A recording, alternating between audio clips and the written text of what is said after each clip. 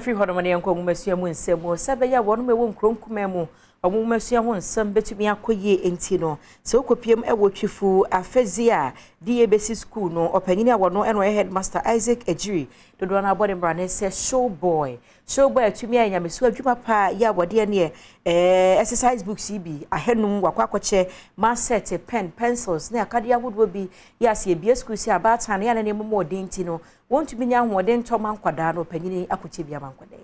Twifo fezi DABC school Twifo atimo kwa mensinemu ewumsa cheche fo any school mpenifo ebo homework ne nkwadano so de obetumi de nanso ekoba na awofo afemu de a se woto books ne pen de man nkwadano mo dusua de no a ebedu baabi na emu ya eden eno na cheche ni penyini a wo Twifo fezi DABC school wa nyame so ade asesi em no kasei wate na ketu aban de manu no bi akoto books makomako be ya hanu ani akiri ene ho mprande abeche ama nkwada na se wonye ne ho mfensua na se de be ya beboa ama ohumesua no atumi apagya okire de ehye ni nkura nti a ema wo choose ana amo no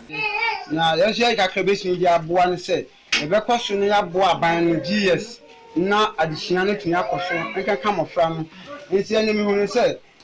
enema we de ba mba tun desua de ade na memfa mba emme boa wo mo nti me de inside room 500 me de master aba me de eraser me sharpener pen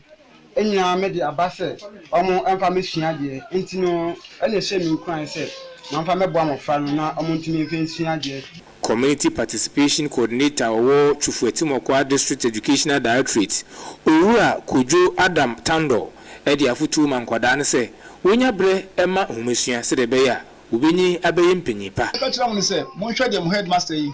why show boy ayi nyina yi mo hwe de why hu na mo so mo abi se nyo no nko ankwada ne ye die ni nyina no ejina mo teacher fo no so